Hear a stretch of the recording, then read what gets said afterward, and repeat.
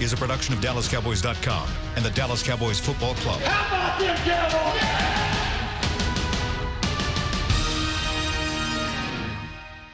This is Talkin Cowboys. Streaming live from the Dallas Cowboys World Headquarters at the Star in Frisco. Handoff, Elliott plowing to the goal line. Barry, sacked by Lord. Prescott keeps it, and he bangs it in for the touchdown. Here are Mickey Spagnola, Brian Broaddus, Rob Phillips, and Bill Jones. And welcome to a Victory Monday here at the Star in Frisco. Cowboys over the Philadelphia Eagles 37-10 on Sunday night at AT&T Stadium, and happy days are here again, at least for 2 weeks, because the Cowboys they're going to win again next week. There you go. Got the bye week next week. According to Wade Phillips, they will. That's exactly right. And welcome to Talking Cowboys. Bill Jones, Mickey Spagnola, Brian Broaddus, and Rob Phillips. We're here for the next 45 minutes to break it all down, exactly why the Cowboys were winners last night over the Philadelphia Eagles. Right off the top, I want to mention those who have suffered loss in the tornadoes that hit in North Dallas last night. And our thoughts and prayers are with you as we begin this day. That came down in the second half of the game last night, and many of us involved in the game, whether at the stadium or here at the Star or at a TV studio, were sort of oblivious to what was going on outside. But our thoughts are with you as you struggle to overcome that. It was just a swath of destruction that went through, and terror that went through Dallas, North Dallas last night. Your take on what happened last night at AT&T Stadium? It was a safe place to be, as it turned out. Unless you're the Eagles. Because we had no idea what was going on, by the way. Yeah. Right. I'm watching all the weather map, but no one said anything about what was happening. No, so it's unusual. Rob and I were like, yeah, there's no sense leaving. We'll stay. Saw the lightning strike occasionally, and that's about it. Yeah. But a late October tornado is unusual to begin with, Very. I think. So, but back to your first question. I thought the Cowboys finally played the way we thought they would play. And this is the first time all season they played a complete game. And not to use the cliche offense, defense, and special teams, but for the first time I thought all three units functioned the way we had expected them to function after what we saw in preseason and along with the training camp. So good win. Obviously, the number means something to get to 4, but I think the confidence they may draw from a victory like that, showing themselves what they're capable of doing when they play without stepping on their feet, what they can do going forward. It was a complete win, and it was also the best defensive performance we've seen, probably by far, because of the way they took the ball away. And I think we hammered this point. I think, Bill, you started it during the week last week.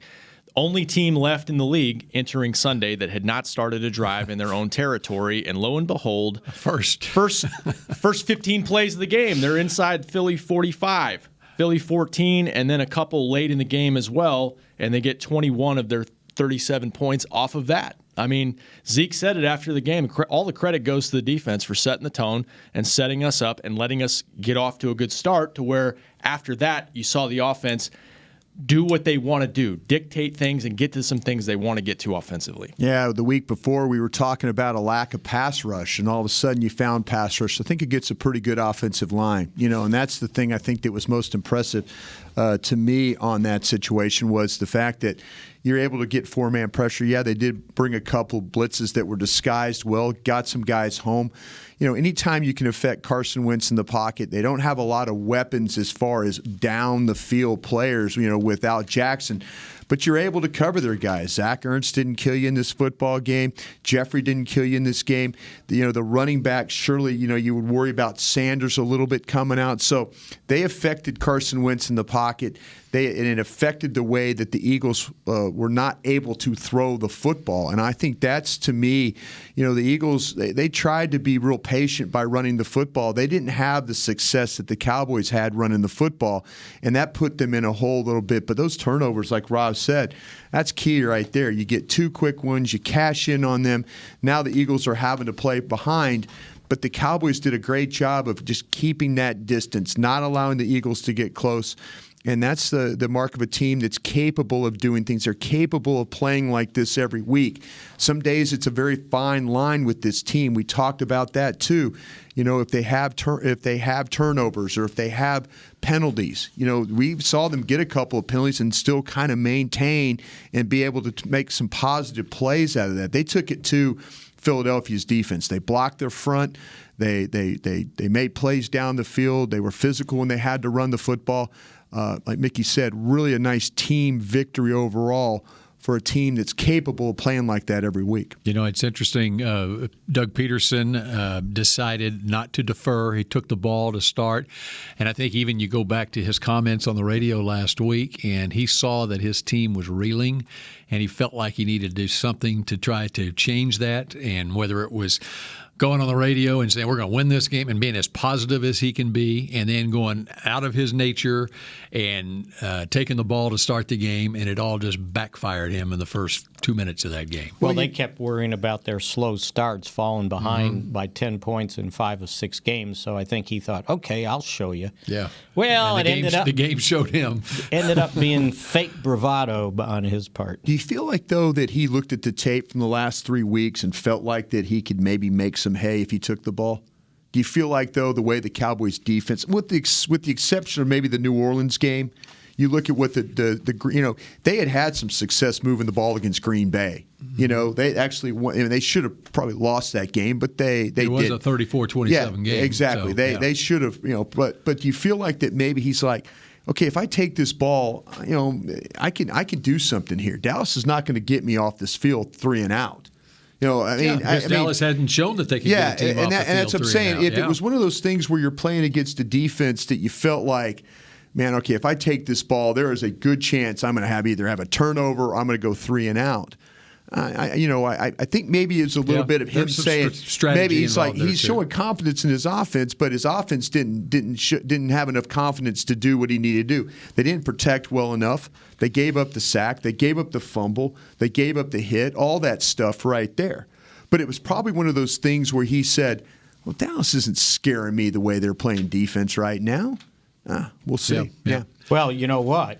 I mean, he might have won the bet. I mean, if you think there was 2 key plays on that first possession, they had already gotten a first down, right? Yeah. And then the deep ball, the guy picked up the interference flag. Right. When Awuzie and I think it was Jeffrey tangled with each other. Yes, sir. And then he completed the pass to Goddard, and they're moving, and he fumbles the ball away. Yeah. So... yeah, I mean, that's kind of reminiscent of what the Cowboys have been doing. These two teams were mirror images of each other. Oh, there's no question. And the Cowboys, Dak said it during the week, they had to get out of their own way. No turnovers offensively. I'm with you, Brian. I mean, I think they felt like, and they needed to do something to jumpstart their offense. It just didn't work out for them. But then the Cowboys will see this team again, and maybe it's a different story, but they need Deshaun Jackson back because Cowboys offensively are a more explosive team than Philly is right now. And there's and to your point, Carson Wentz was just kind of off his spot a lot during the game. They affected the way he played in that game. Yeah. There's no question that the pass rush, whether it was 4 or the extra man or showing blitz to one side and bringing the slot off the other. I mean, very creative ways of getting pressure home. And they had Carson Wentz not on his game last night. And, he was capable of we've seen Carson Wentz make mistakes during games. You just had to be, we talked about in the pregame show, you had to be ready for him to throw you the ball. You couldn't get in a situation like what happened to Sean Lee in the end of the game, and not get that interception, and they did a great job. The fumbles and the guys getting on the ball. How many times have we seen the ball on the ground and somebody doesn't get on it? They don't scoop it to themselves. Give Kerry Hyder a lot of credit. That ball hits Carson Wentz right in the face, goes to his hands. It's on the ground. Kerry Hyder's not even thinking about pass rush, and he sees it, the situation. He's diving inside, scoops it to himself. Those are nice instinctive plays right there. If you talk about creating turnovers, you got to be able to do things like that. Put yourself in position, finish the play. They were able to do that against I think a team that offensively, yes, they lack playmakers on the outside, but they covered those tight ends. Yeah, they covered so what they did, and they choked the running game. They did both. Yeah. Jeff Heath was on him quite a bit And I think they zoned it a little bit. But here's the bottom line. He completed only 16 passes, and only 4 of those were to wide receivers. And we've seen that. So they couldn't get the ball on the outside, and he kept trying. They kept slinging it around, throwing it deep. What game did that have? Green Bay. The Green Bay game was the same way, right? Didn't they complete all their passes? Aaron Rodgers' passes all went to tight ends. I bet he ran more two tight end offense than wide. Without Adams in that game, he had to rely on some other guys.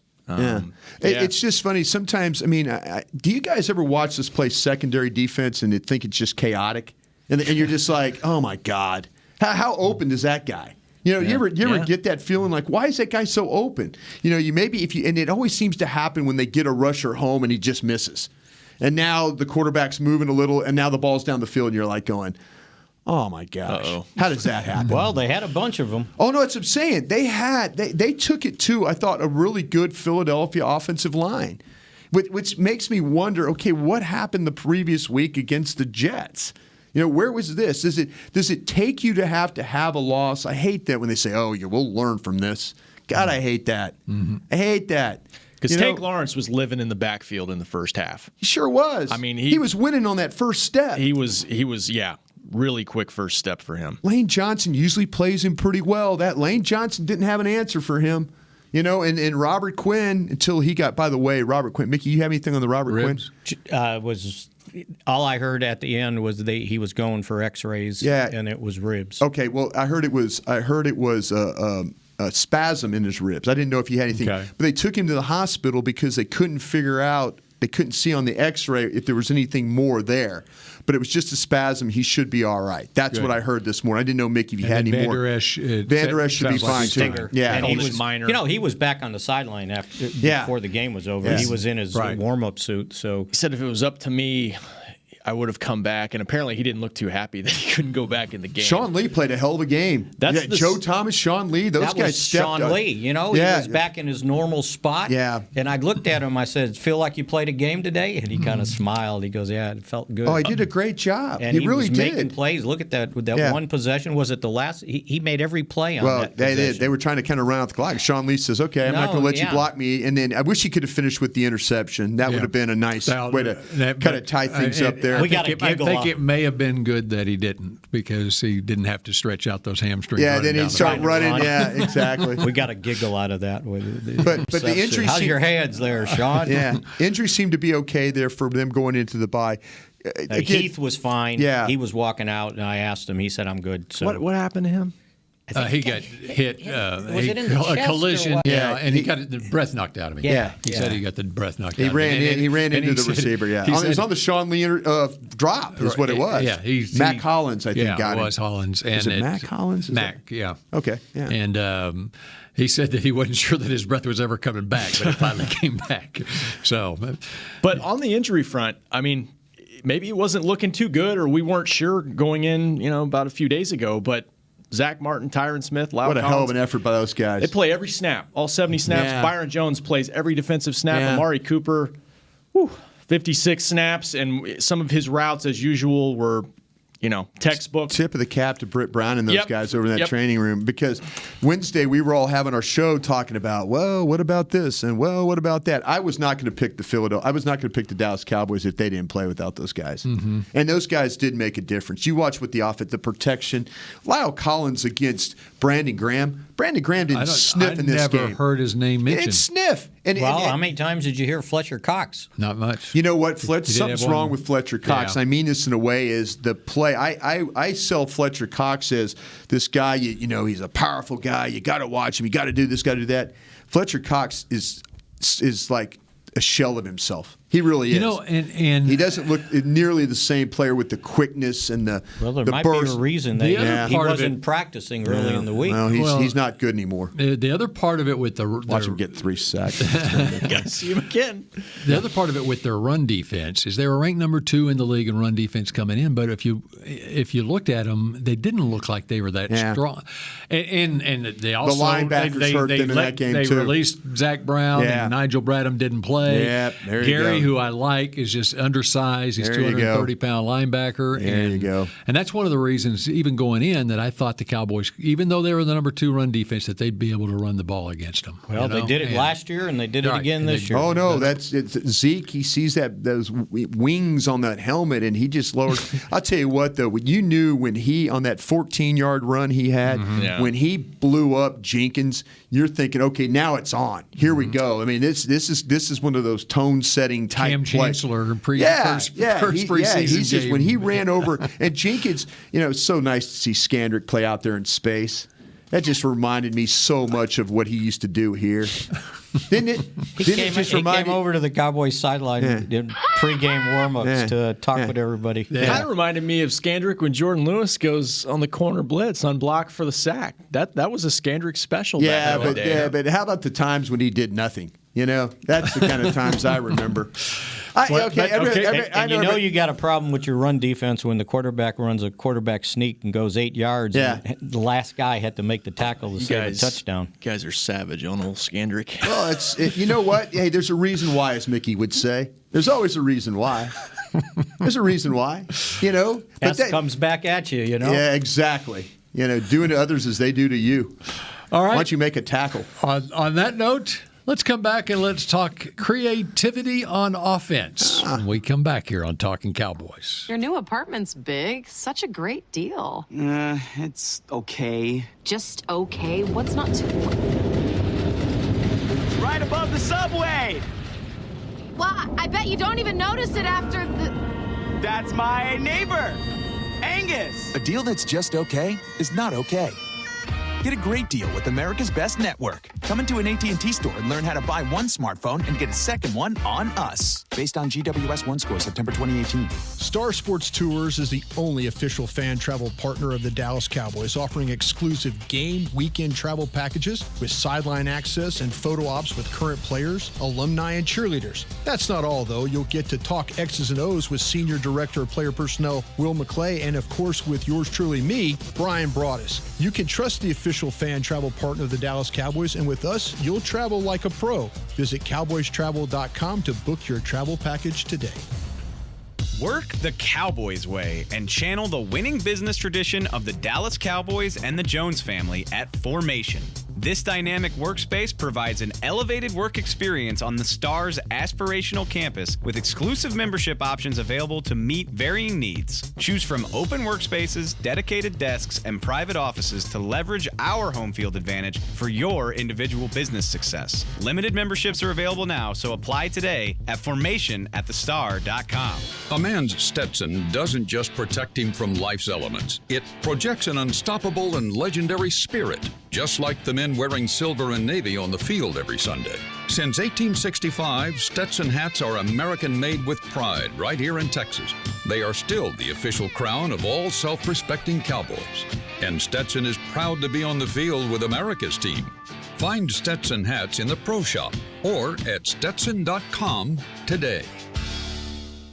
Back to Talkin' Cowboys. Free and open to the public. Join us at Neighborhood Services at the Omni Frisco Hotel for the Miller Lite Cowboys Hour presented by Albertsons tonight.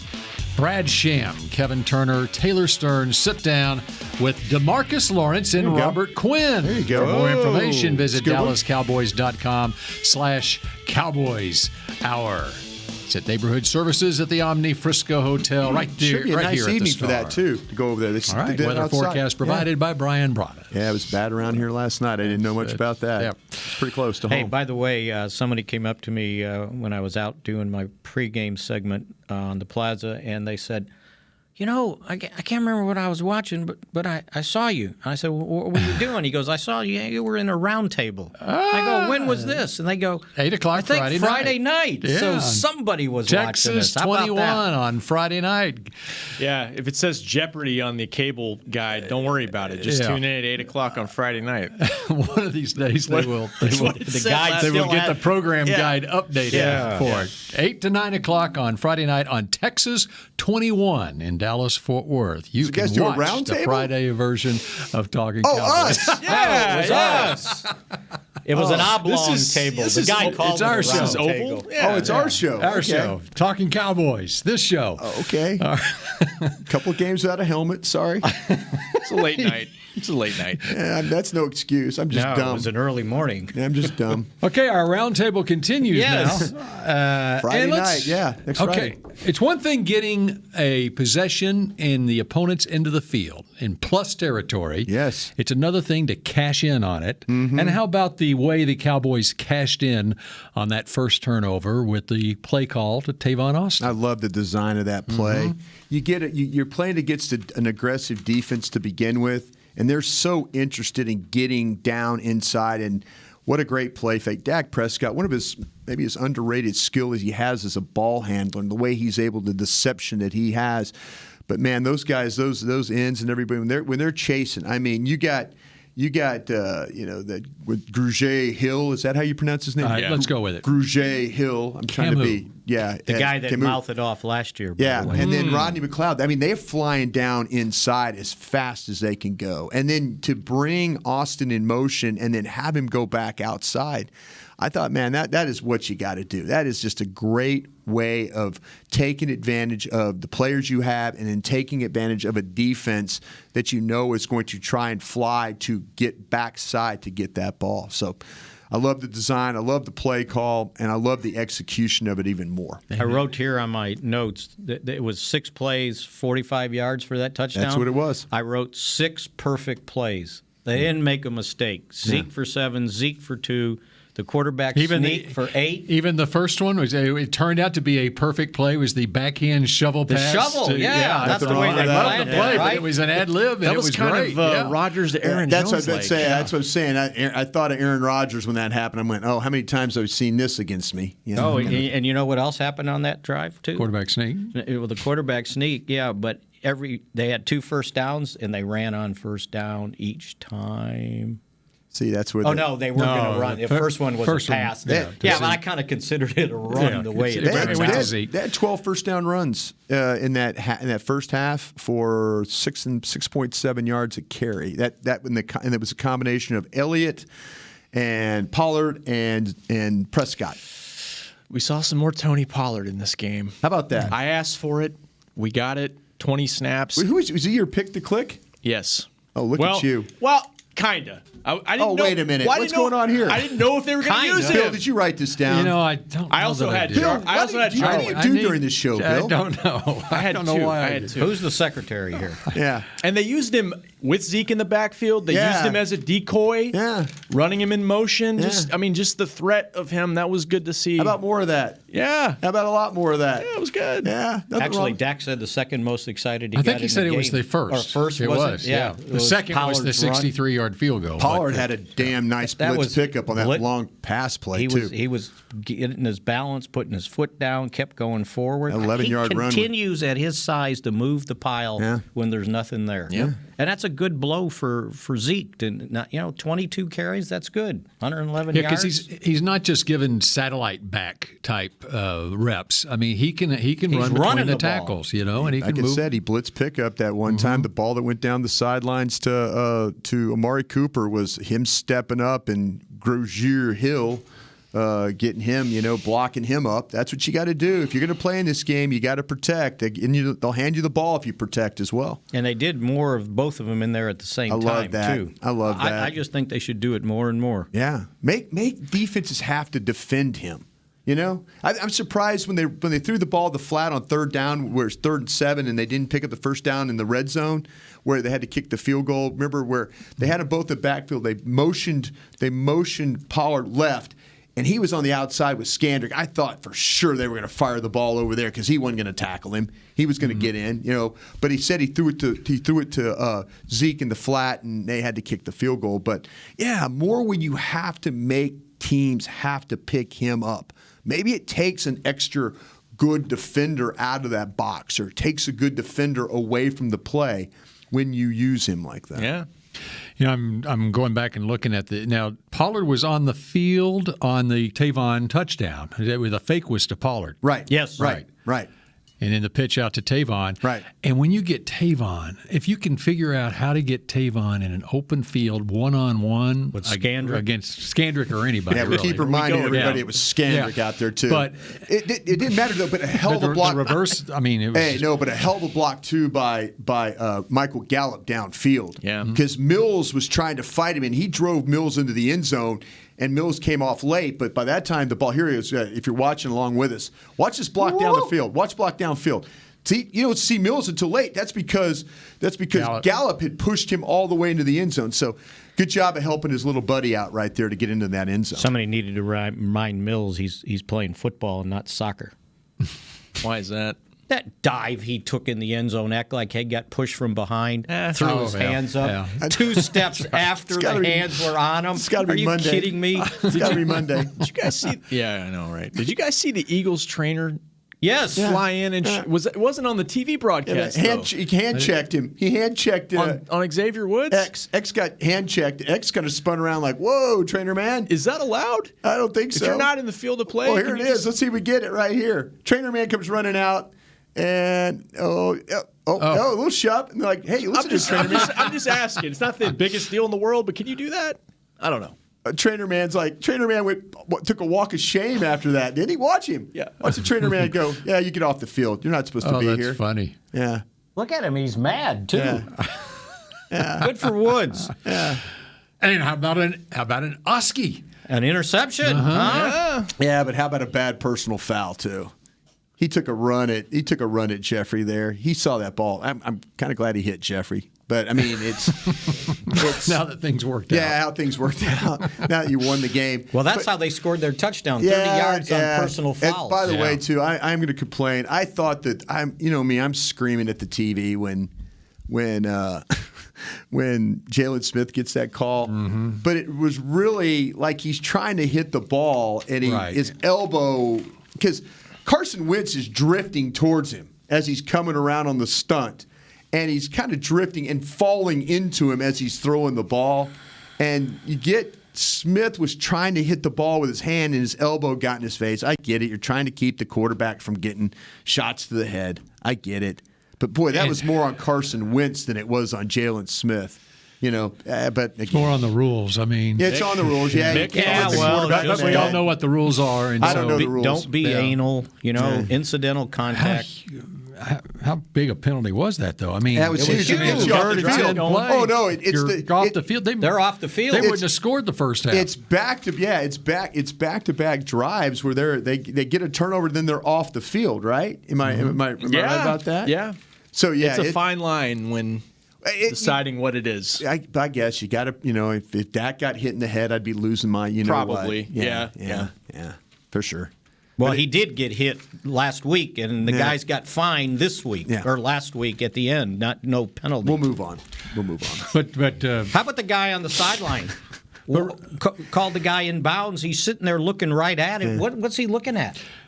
You have to use a challenge to fix it. Mm-hmm. Shouldn't have to use a challenge. But think about this. Now that I look back at it, I mean, the Eagles got 10 points. Filed his report. The Eagles got 10 points in the entire game. How dominating was this defensive performance when you consider their only touchdown drive of the game was the Jalen Smith roughing the passer penalty and the Xavier Woods penalty? They gave them 30 yards of the whatever it was, 87 yards. They went 87 on the drive, but still. I mean, that's a pretty dominating defensive performance. They were awesome. And they were good the first 4 games of the year. I think people maybe forgot that. The last couple games, Packers. I was screaming at them. Packers, it was the run defense. Jets, it was big pass plays. But they were solid those first 4 games of the season, keeping teams out of the end zone. It's those takeaways. That's what you ask those guys. They say we got to take the ball away and we got to score. That's the one thing missing is they didn't get a pick 6 or something. Can they keep this up then? So they got 4 takeaways in the game, right? Mm-hmm. The first 6 games, they had 5. Mm-hmm. Yeah. Can you keep it up? Yeah. Can you? Yeah. I mean, I don't know. You're going to get 4, but how about 1 or 2 each game? That's not asking for a lot. 2 would be nice, but it makes a difference. Mm-hmm. Yeah.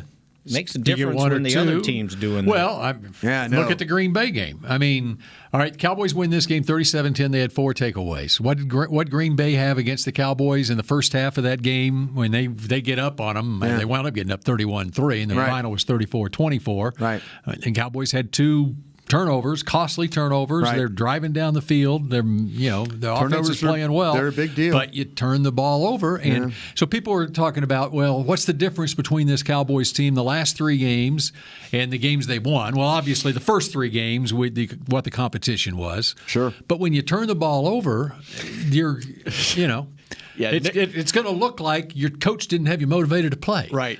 Nick turned to me right as the game was ending. He's like, I don't really know what I'm going to write. I mean, oh, shocker. You get all your good players back and you get a bunch of takeaways and you win. Oh, magic formula. No, they were prepared. Yeah. And they were motivated. They were motivated, listening but it wasn't to the head coach. No, they were listening to the Philadelphia head coach. That's why they were motivated, right? Bill, being a TV man, loves that angle. You can't give this head coach credit for motivating. No. All right. We and continue. Kellen Moore returned calling plays, too, right, by the way. Glad he came back. Yeah. And we continue with more Talking Cowboys in a moment. It can be hard to find the right resource for learning about important financial matters. You search how to build savings, you end up reading about the one weird ingredient from supermarkets that can make you taller. That's why Bank of America built BetterMoneyHabits.com, a safe little corner of the internet for answering your financial questions. Full of simple videos and tips, Better Money Habits can show you how to make the most of your money without resorting to random searches that always seem to lead to unbelievable photos of childhood stars grown up. To learn more, visit BetterMoneyHabits.com. It's time for tailgating with the OtterBox boys. The OtterBox that builds those crazy protective phone cases? Yup, and now they're changing the side dish game with the OtterBox Trooper Soft Cooler. Lightweight, mobile, and leak-proof, Trooper is perfect for blitzing a crowded parking lot with a Frito pie. Amazing. Hey, you think I could fit my 7-layer salmon salad into the Trooper cooler? Yup, but please don't. And that's been Tailgating with the OtterBox boys. Learn more about the Trooper Soft Coolers at OtterBox.com. While a player could look good on paper, it's when he's out on the field that you really find out what he's made of. That's why the Cowboys rely on more than just stats and scouting reports when building their team. When picking a tractor, it's why you should rely on more than just specs and features. You've got to take it out and put it to the test. The Cowboys did when they named John Deere their official tractor. Experience one for yourself. Visit myjohndeeredealer.com/football. Dr. Pepper is the one you crave. But how do you explain that craving? Imagine a surging river of ice-cold Dr. Pepper, roaring with carbonated mists of desire. You're dangling above it, upside down, like a fishing lure in the wind. 23 flavors tickle your nose, but the river is too far away to taste. Dr. Pepper calls to you. You. Now that is a Dr. Pepper craving. Dr. Pepper, the one you crave. Want to use what the pros use? How about the official men's skincare brand of the Dallas Cowboys, Jack Black. Right now you can get the Jack Black Starter, a curated collection of Cowboys locker room favorites for just $10 with free shipping. The starter includes 4 Jack Black skincare favorites plus a full-sized intense therapy lip balm. Go to getjackblack.com/cowboys and use the code word TEAMJB. That's getjackblack.com/cowboys. The Jack Black Starter, $10, free shipping. Back to Talkin' Cowboys. Well, what a day for goodwill towards men. Go to Jack Black because it's just in time to get a little pre-holiday shopping. Our complete guide to holiday cheer for all the Jack Black men in your life. Shop now, Bill. Make sure you get your order in with all your daughters so they know what to get you. I knew this was going somewhere. Bill's got no men in his life at all. Now, I've acquired. No, never mind. I won't go. I have 3 sons-in-law now. In-laws, so, yes. Well, they're not going to buy you nothing. No. Your daughters will. Buy you trouble. That's right. Well, you could talk to Mickey. Yeah. I always talk to Mickey. That's Absolutely. Right. All right. Where do we go next here? What do you think? What else is on your mind here on this victory Quarterback Monday? play? How about the kicker? Yeah. Okay. 63-yarder. That's 3 times now. As long as it's First time in NFL history, a kicker has kicked a field goal 60 or more yards 3 times. In a career. And this guy's only a season and a half into his. And of course, he is about 30 years old. And we keep trying to fire him every week. Mm-hmm. Just as long as it's not 33, he's all right. That's amazing. They need to blindfold him then on those 33-yard field goals is what they need to do. It's funny. Did the Eagles even try and rush him? I don't think they even tried to. Wouldn't you figure out? They had a guy underneath the goalpost. Yeah, but that would be when you would. Wouldn't you want to rush him and maybe last try play to of the half get a block? I think they thought they were going to get a return. Did they? Well, I'll tell you what, it was a great job by the offensive linemen who block on that. Once they got their blocks and heard that thud, they took off running. Yeah. It was like they were kind of covering interception. Right. When lineman Travis Frederick, Travis Frederick had a fumble recovery last night in this game. But, those guys, those linemen, hey, if they throw an interception, they take pride in going down there and trying to make a tackle. Yeah. Try and get in position to get the ball, get it back, get a guy down. So, yeah, it was impressive, those guys running as fast as they could because they knew the situation. How many times before half have we seen crazy things happen? Remember that Kansas City game that was played here when they threw the screen right before half and they ran it all the way through your defense? And Tyreek Hill. Yeah, you're just sitting there going, crazy things happen. I can think about the Alabama-Auburn game. Oh, yeah. Yeah, that's missed field goal. Ultimate one. Yeah. You think about those plays that are they're backbreaking if they happen. Mick, do you see what Next Gen Stats said the field goal would have been good from? I'm guessing 67. 66. Looked like it could have been 70. I thought he had 5 more yards. Were you trying to draw him off sides on Next Gen Stats? Sure. He's talking about holidays. You should have asked I need to me, get him the PFF subscription for Christmas. All you had to do was ask me, and I told you the answer. Okay. Well, you could talk to Mickey. That was off by a yard. Mickey just rips his headset off when he heard that. Oh, bullshit. Okay. You got your wish. We talked about the kicker. Okay. Now Brian gets his wish. Yeah. Let's talk about the quarterback. Quarterback played really well in this one, didn't he? I got something to throw out. Other than that one he's trying to throw to. Don't throw it to Tavon Austin. Don't throw that ball up to Tavon Austin. Heat check. And we've seen him do it. Heat check. I like that. He'll heat check it, man. Yeah.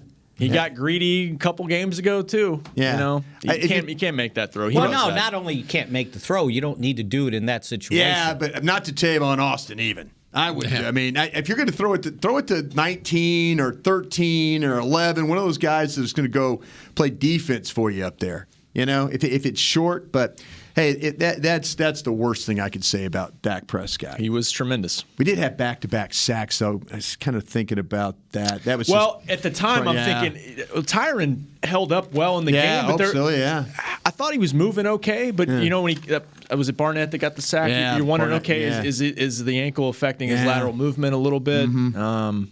But they held up well overall. Isn't that funny? When Tyron Smith has a mistake, maybe Barnett just had a damn good rush. It was a great rush. And we're like, something happened to Tyron And then he Smith. spun out into Ridgeway. Yeah, but I just that to me, very very few plays that Dak Prescott had that were just that numbing kind of why would you do that?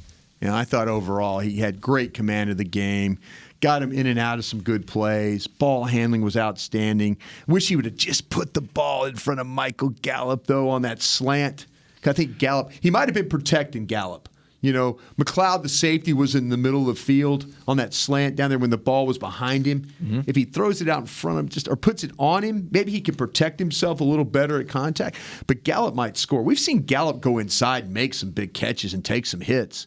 So I wish the ball was just behind him, a little bit too much where he couldn't. But when he came back, he made a hell of a catch where he adjusted even more to get a ball that was behind him. So I don't think you could fault number 4 very much for anything that he did yesterday.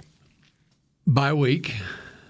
There have been times in the past where the Cowboys have had some contract signings during a bye week or the middle of the season. You think you got some business going? You got some news you want to break for us, Bill? No, I don't have any news, but I'm just throwing it out there. Do you work in the news business? What are you doing? I'm just throwing it out there. If you were going to sign your quarterback to a long-term contract, It's my quarterback. When are you going to do it? Are you waiting until after the season? When does he want to do it? Or when does he want to do it? Does he want to wait till after the season? When does his guys want to do it? Yeah. If it's going to happen during the season, don't you think now is the time? Is most likely it would happen. I think everybody just kind of wants to get away from the game for a little bit. I think they practice Wednesday, Thursday. They're off today, tomorrow. They practice Wednesday, Thursday, off Friday, Saturday, Sunday, Monday.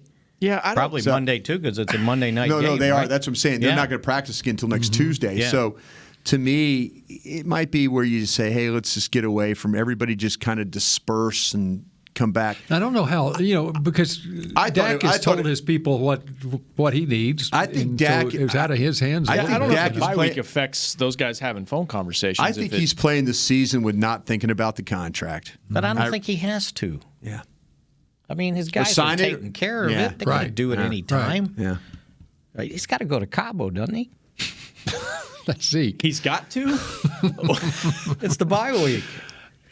Well, maybe. Okay, and then the other thing He might load up a plane and take all those guys fishing with him. Unless he wants to go to Starkville for a game or something. And Jason my Garrett LSU said Tigers Stark Vegas them the other day. Yeah, that's right. Yeah. Didn't Garrett say this morning on the fan, maybe there's a body of water somewhere and put my feet in the sand and just get away from it? Sounds good to me. And have a lemonade. Have you seen their schedule this week? Wednesday, Thursday practice. Wednesday, Thursday practice. So they get their 4 days, are Friday through Monday. Yeah. Yeah. Okay, with a Monday night game. Right. That's right. Yeah, so we won't practice again until next Tuesday. Yeah. So this team needs it. If there was ever a team that needed it, I mean, not just the guys that got banged up in the game, the guys that fought through stuff, it's just the perfect time for a lot of these guys. Been going since July 24th or 5th, right? Yeah. So, need to step away from this for a little bit. Bill, I like your idea of trying to sign players, but I think everybody's going to take a little break from this. Okay. All right. You heard it, including us. But you heard it here first. You heard it here first in case it happens. If I'm in between casts, make sure you tweet it out, Bill, so I can retweet you for that. What's our schedule? I think Mickey's going to Lexington. Mickey going to Lexington? I'm going to Lexington, yes. Yeah. Yeah, Mickey's not going to worry about that. Well, here's another thing to consider. Okay, when's the trade deadline? 29th. Yeah. All right, what's the date today? 21st. So when we get back to work, it's the 19th. What is it? The 21st. Yeah. So a week from tomorrow is the trade deadline. Right. Yes. So this week I want y'all to put your thinking caps on and trade for somebody. And we're going to figure out, okay, where it's an area that we think that the team might benefit from adding a player. Tomorrow, I believe, is the 1-year anniversary of the old Amari Cooper trade. Is that correct? Sounds about right. I don't know if it's the exact date. Is it? Well, Rob's looked this up. He ain't going to put bad information out. Somebody told me. But it was after it was after the 7th game. Right. Yeah. And it was during the bye week. It's somewhere in there. Can we start practicing Noah Brown and those guys, too, coming up next week? Is that possible, Rob? Noah Brown could have gone. He's on PUP, right? Right. He could have started this week. They didn't want to start. They didn't want to waste it before on the bye week. Yeah, they knew they weren't going to do anything. Sounds like he and McGovern are doing well, though. So maybe. I'm just talking about some other bodies. Yeah. McGovern was out on the field in pre-game warm-ups. He was moving around pretty well. Yeah. He was probably not ready to play, but he was snapping for Thornton. Remind us who Thorson is. Come on, I know. No, Mickey's right. You know what? That guy is working Clayton hard. Thorson. Yeah, he just didn't say that with a lot of confidence. Yeah, that's where he said. Well, I wanted to make sure I pronounced it right. You didn't. No, I think he did. Thornton, right? Didn't it? I think it's Thorson. Clayton Thorson. He put an N. I thought there was. That's why I kind of said it like that. That's right. That's why I corrected you. You know what the guy works? I mean, he actually works on Nordic. He works on his dropbacks, and he's out there with Kidna, and Kidna's going. He works on quarterback drills. He works on quarterback drills. He's actually been a pretty quality receiver for them in scout team. Believe it or not. Yeah. Yeah, we got to. Yeah. If he was over there, I just want everybody to know what I have to put up with. Okay. Yeah. That's a two-way street. Yeah. All right, we got one more minute here. You know what? Oh, I'll tell you what. How about if you're going to stealing a line from 105.3, arrow down.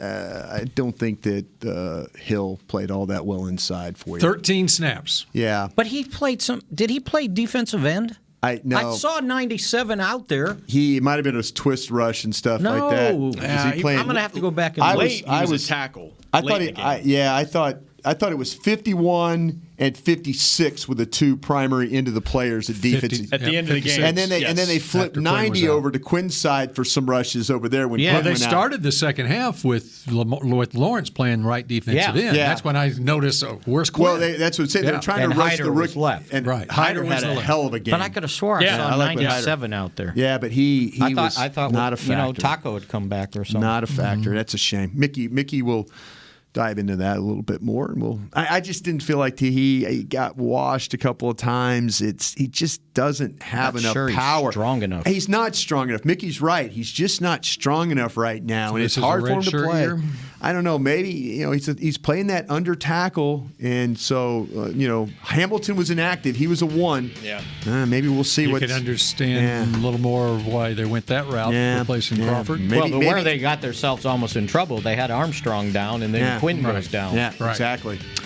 All right, we're back with more Talking Cowboys on a Victory Tuesday tomorrow. This has been a production of DallasCowboys.com and the Dallas Cowboys Football Club. How about this, Cowboys?